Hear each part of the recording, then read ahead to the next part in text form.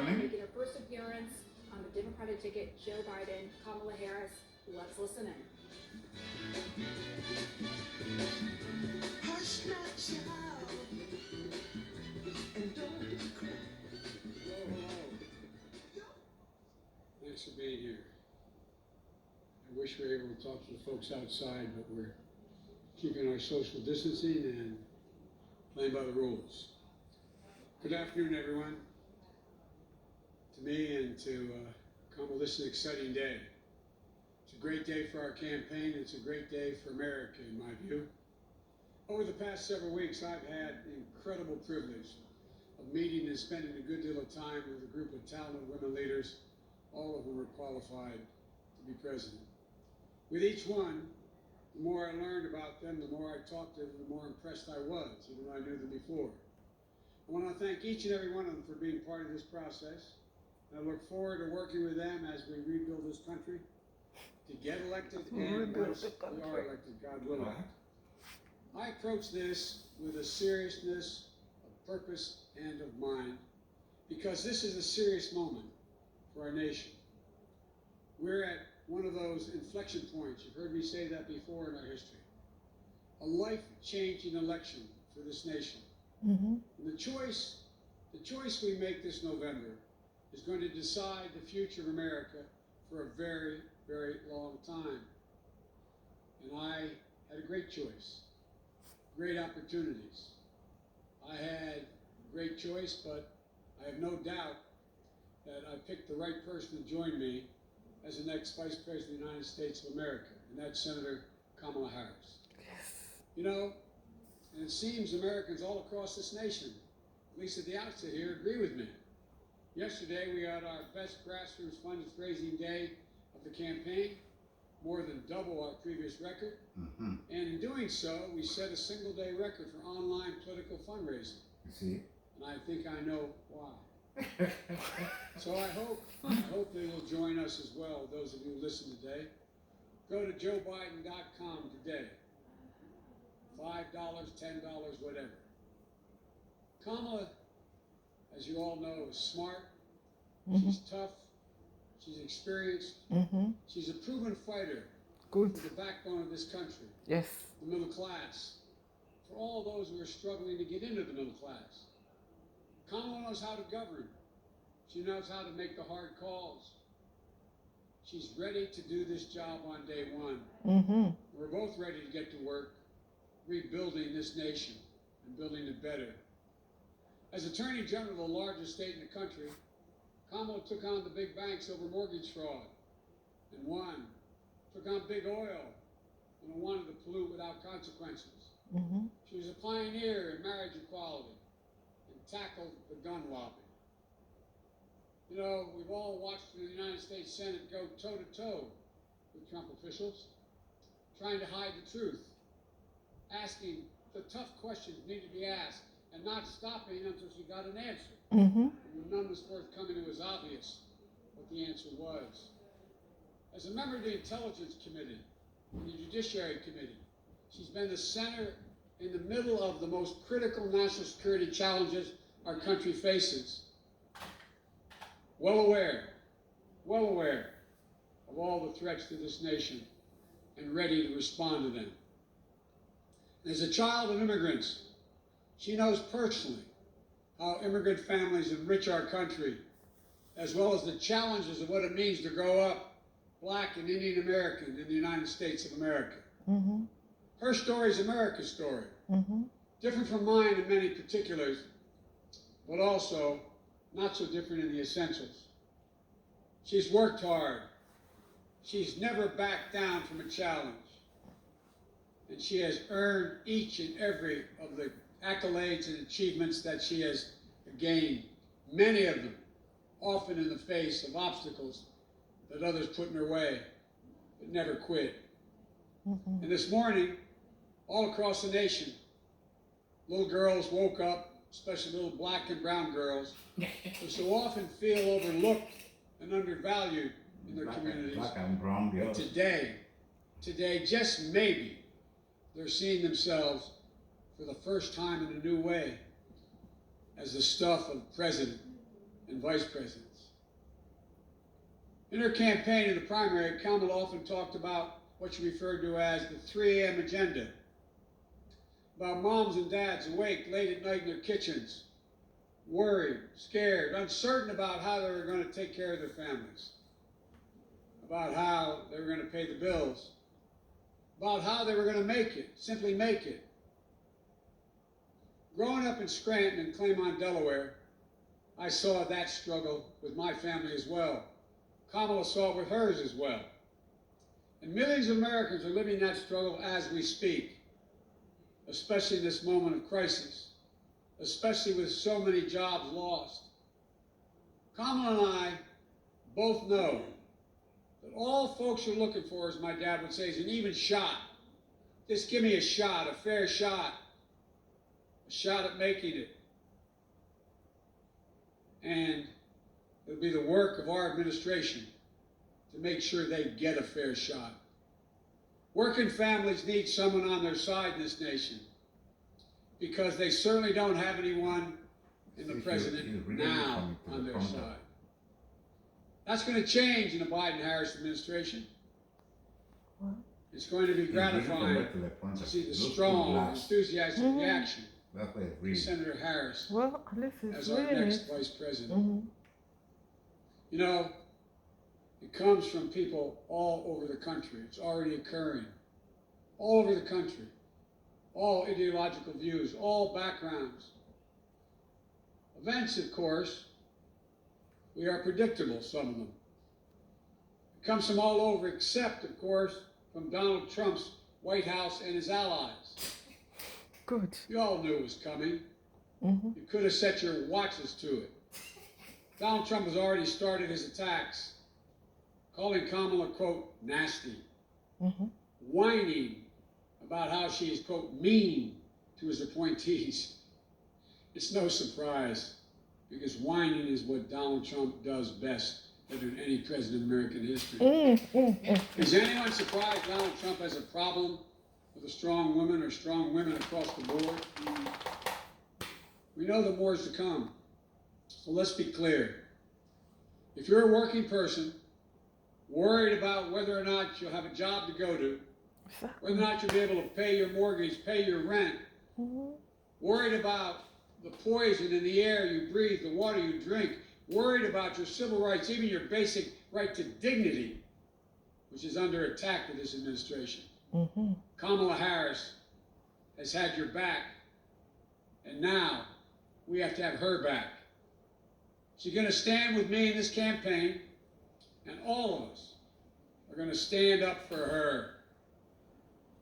On January 20th, 2021, will be president. we're all going to watch Senator Harris raise her right hand Amen. and swear the oath of office as the first woman ever served in the second highest office in America, in this land. And then we're going to get to work fixing the mess that President Trump and Vice President Pence created, both at home and abroad, through 4 years of mismanagement and coddling of terrorists and thugs around the world. Not only will America dig itself out of this hole they put us in, we're going to build back, and we're going to build back better. We have a public health crisis. While he's in court trying to do away with health care. With more than 5 million reported infections, 165,000 people dead and climbing as a consequence of COVID-19. And still, months later, no real leadership or plan from the President of the United States how to get this pandemic under control. No real help for the states and local governments trying to fill the vacuum of leadership from the White House. No real help for children and educators, for small businesses and frontline workers that they're ones holding our country together. Instead, he's issuing executive orders and making promises that in the end will defund the Social Security system while insisting that this virus will disappear. The Joe Biden and Kamala Harris administration We'll have a comprehensive plan to meet the challenge of COVID-19 and turn the corner on this pandemic. Masking, clear science-based guidance, dramatically scaling up testing, getting states and local governments the resources they need to open the schools and businesses safely. We can do this. We just need a president and a vice president willing to lead and take responsibility. Not as this president says, it's not my fault. Can. The governor should thank me more. As that old saying goes, give me a break. We have an economic crisis. More than 16 million Americans. 16 million still out of work. Donald Trump is on track to break another record. On track to leave office with the worst jobs record of any American president in modern history. But instead of doing the hard work of meeting face to face with congressional leaders, Democrats and Republicans in the White House, like every other president has done in a crisis, to get Americans the relief they need and deserve, Donald Trump is on the golf course. If I told you this 3 years ago, you'd look at me like I was being crazy. He hasn't even met with the leadership. He doesn't have time, it appears. We have a climate crisis that Donald Trump refuses to even acknowledge. When he thinks about climate change, all we hear is the word hoax. The Biden-Harris administration is going to meet the climate crisis. Oops. Protect the health of the American public. And along the way, we're going to deliver one word: jobs. Good paying jobs. We have a racial justice crisis. Donald Trump seeks only to inflame it with his politics of racist rhetoric and appeals to division. You know, today is not only the day I'm proud to introduce Senator Kamala Harris as the vice presidential nominee of the Democratic Party. It's also the 3rd anniversary of that terrible day in Charlottesville. Remember what it felt like to see those neo-Nazis? Close your eyes. And those Klansmen, white supremacists, coming out of fields, carrying lighted torches, faces contorted, bulging, veins, pouring into the streets of historic American city, spewing the same anti-Semitic bile we heard in Hitler's Germany in the 30s. Remember how it felt to see a violent clash ensue between those celebrating hate and those standing against it? It was a wake-up call for all of us as a country. For me, it was a call to action. Don't tell me you're recording My that. father used to say, silence is complicity, not original to him. Recorded it on, But he believed it. on the thing here. At that moment, I knew I couldn't stand by and let Donald Trump, a man who went on to say, when asked about what he thought, he said there were very fine people on both sides. Very fine people. Quote, very fine people on both sides. No president of the United States of America has ever said anything like that. See him continue to attack everything that makes America America. I knew we were in the battle for the soul of the nation. That's when I decided to run. And I'm proud now to have Senator Harris at my side in that battle because she shares it with the same intensity I do. For she's someone who knows what's at stake. The question is, for all Americans to answer, who are we as a nation? What do we stand for? And most importantly, what do we want to be? You know, someone who knows that the future of this country is limited only by the barriers we place on our own imaginations, because there's nothing Americans cannot achieve when we put our minds to it, when we do it together.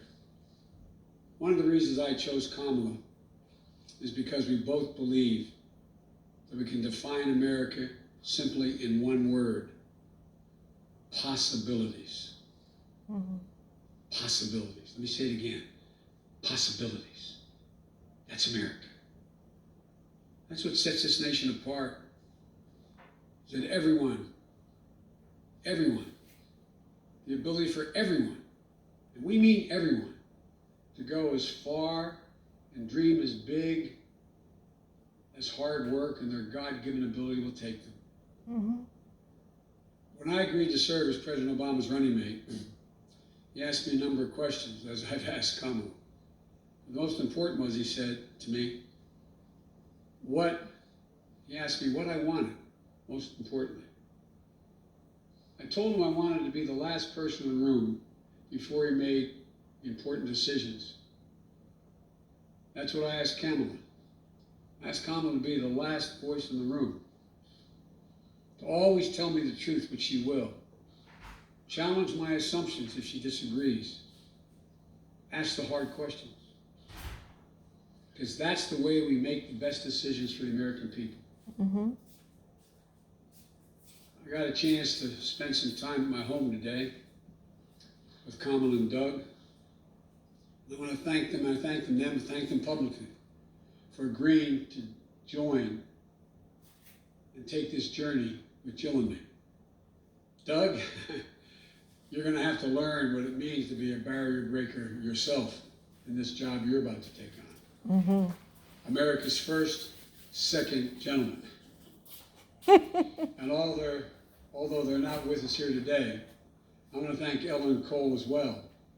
I had a chance to speak to Doug's mom and dad and Ellen Cole. And we're going to get our kids together. Doug, my Let them know husband. Kamala, my what's husband. Okay. If mom and dad are still My alive. grandchildren are about the age of their children. Got to speak to them. My campaign has always been a family affair, every campaign I've run.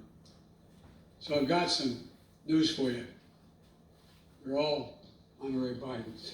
And here's the best part. Kamala, you've been an honorary Biden for quite some time. You know, I came first to know who Kamala was through our son, Beau Biden. They were friends. They served as attorneys general at the same time. They took on the same big fights together. Kamala in California, Beau here in Delaware. Oh, yeah. Big fights that helped change the entire country. I know how much Beau respected Kamala and her work. And that mattered a lot to me, to be honest with you, as I made this decision. So now, we need to get to work, pulling this nation out of these crises we find ourselves in. Getting our economy back on track, uniting this nation, and yes, winning the battle for the soul of America. The battle. My fellow Americans, now let me introduce to you, for the first time, your next Vice President of the United States, Kamala Harris. Kamala, floor is yours.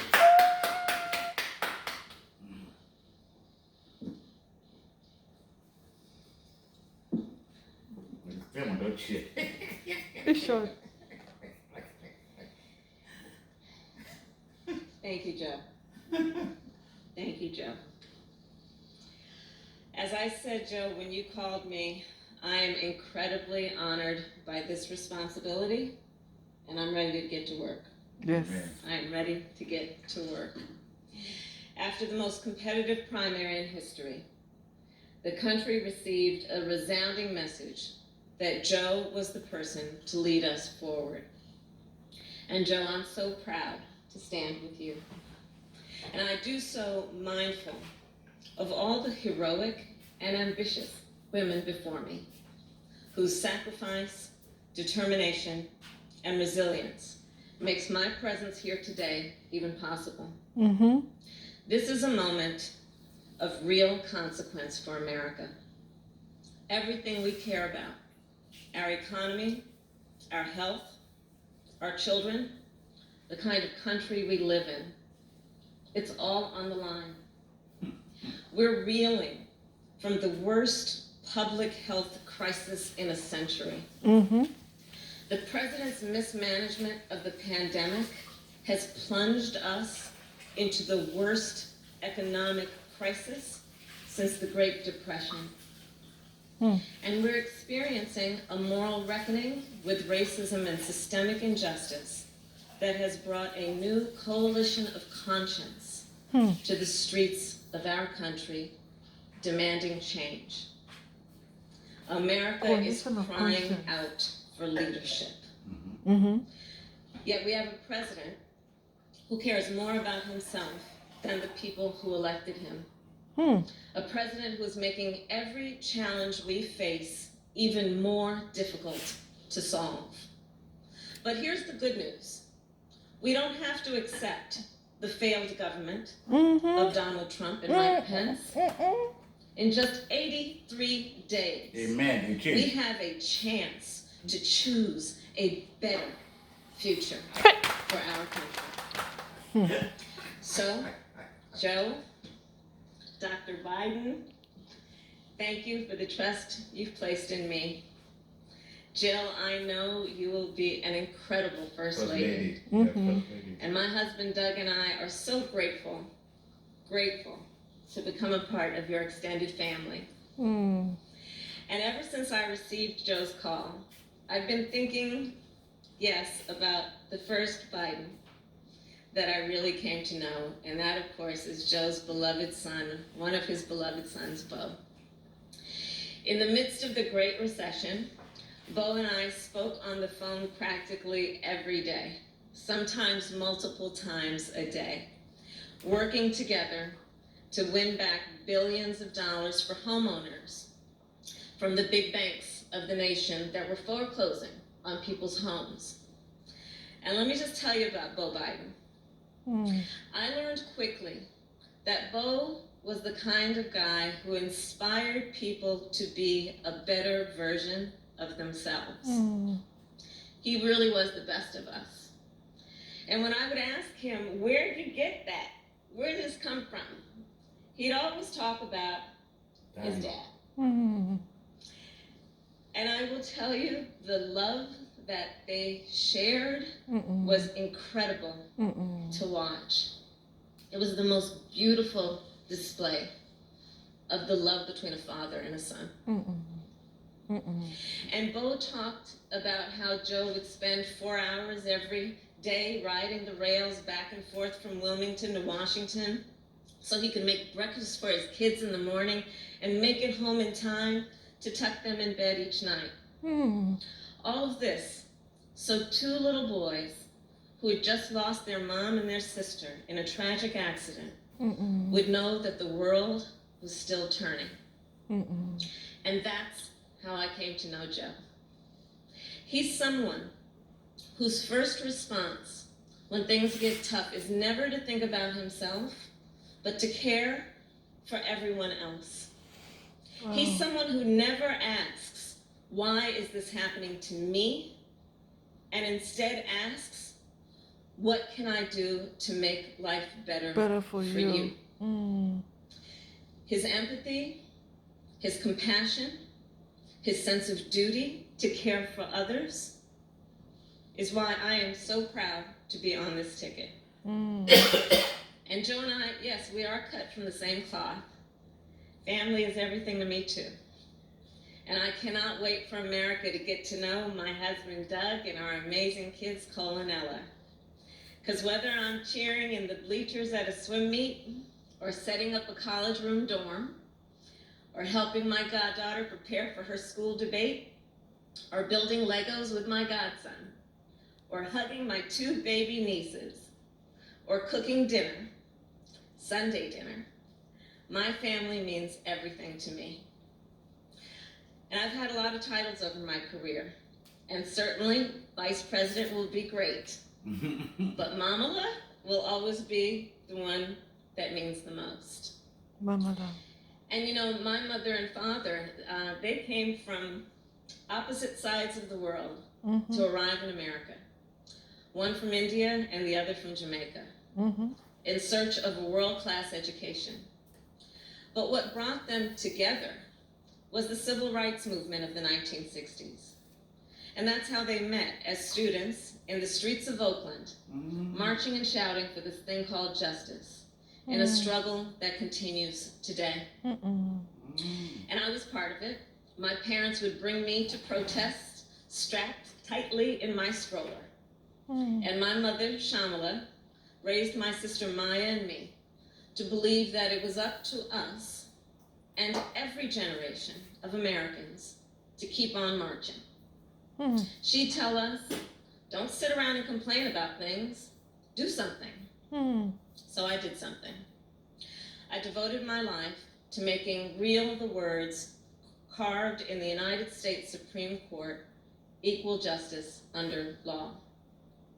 And 30 years ago, I stood before a judge for the first time, breathed deep, and uttered the phrase that would truly guide my career and the rest of my career. Kamala Harris for the people. The people, that's who I represented as district attorney, fighting on behalf of victims who needed help. The people, that's who I fought for as California's attorney general, when I took on transnational criminal organizations who traffic in guns and drugs and human beings. And it's the people who I have fought for as a United States Senator, where I've worked every day to hold Trump officials accountable to the American people. And the people are who Joe and I will fight for every day in the White House. And let me tell you, as somebody who has presented my fair share of arguments in court, the case against Donald Trump and Mike Pence is open and shut. Just look where they've gotten us. More than 16 million out of work. Millions of kids who cannot go back to school. A crisis of poverty, of homelessness, afflicting Black, brown, and indigenous people the most. A crisis of hunger, afflicting 1 in 5 mothers who have children that are hungry. And tragically, more than 165,000 lives that have been cut short. Many with loved ones who never got the chance to say goodbye. It didn't have to be this way. 6 years ago, in fact, we had a different health crisis. It was called Ebola. And we all remember that pandemic. But you know what happened then? Barack Obama and Joe Biden did their job. Only 2 people in the United States died. 2. That is what's called leadership. But compare that to the moment we find ourselves in now. When other countries are following the science, Trump pushed miracle cures he saw on Fox News. While other countries were flattening the curve, he said the virus would just, poof, go away. Quote, like a miracle. So when other countries opened back up for business, what did we do? Shut back down. We had to shut down again. This virus has impacted almost every country. But there's a reason it has hit America worse than any other advanced nation. It's because of Trump's failure to take it seriously from the start. His refusal to get testing up and running. His flip-flopping on social distancing and wearing masks. His delusional belief that he knows better than the experts. Delusional. All of that is reason. And the reason that an American dies of COVID-19 every 80 seconds. Jesus Christ. It's why countless businesses have had to shut their doors for good. It's why there is complete chaos over when and how to reopen our schools. Mothers and fathers are confused and uncertain and angry about childcare and the safety of their kids at school, whether they'll be in danger if they go or fall behind if they don't. Trump is also the reason millions of Americans are now unemployed. He inherited the longest economic expansion in history from Barack Obama and Joe Biden. And then, like everything else he inherited, he ran it straight into the ground. Because of Trump's failures of leadership, our economy has taken one of the biggest hits out of all the major industrialized nations, with an unemployment rate that has tripled as of today. This is what happens when we elect a guy who just isn't up for the job. Mm-hmm. Our country ends up in tatters, and so does our reputation around the world. But let's be clear, this election isn't just about defeating Donald Trump or Mike Pence. It's about building this country back better. Mm-hmm. And that's exactly what Joe and I will do. We'll create millions of jobs and fight climate change through a clean energy revolution. Bring back critical supply chains so the future is made in America. Build on the Affordable Care Act so everyone has the peace of mind that comes with health insurance. And finally, offer caregivers the dignity, the respect, and the pay they deserve. We'll protect a woman's right to make her own decisions about her own body, root out systemic racism in our justice system, and pass a new Voting Rights Act, a John Lewis Voting Rights Act, that will ensure every voice is heard and every voice is counted. The civil rights struggle is nothing new to Joe. It's why he got into public service. It's why he helped reauthorize the Voting Rights Act and restore unemployment discrimination and employment discrimination laws. And today, he takes his place in the ongoing story of America's march toward equality and justice as the only who has served I like her alongside smile. the first Black president No. and has chosen the first Black woman Steve, as his running mate. Pence will be that. I know. But as Joe always points out, this election is about more than politics. It's about who we are as a country.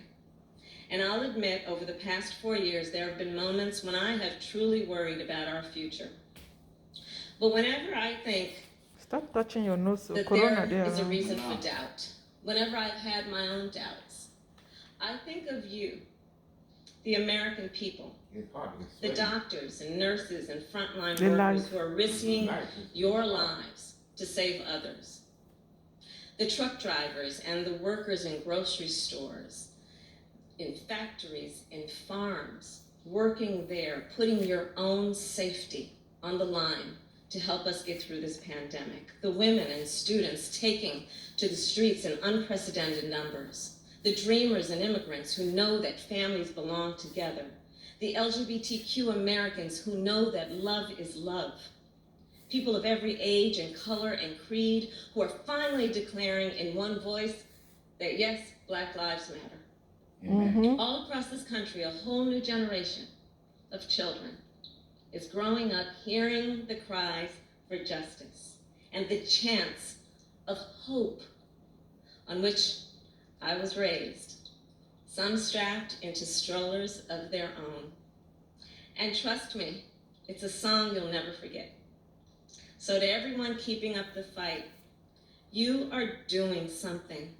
You are doing something great. You are the heroes of our time. And you are the reason I know we are going to bring our country closer to realizing its great promise.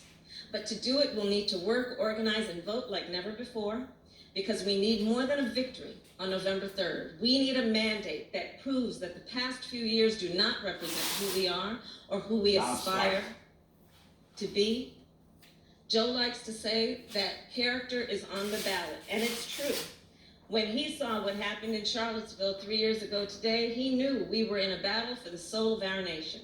And together with your help, that's a battle we will win. Earlier this year, I said I'd do whatever Joe asked me to do. And so now I'm asking you to do the same. So visit joebiden.com to get involved in this campaign and vote. Because electing Joe Biden is just the start of the work ahead of us.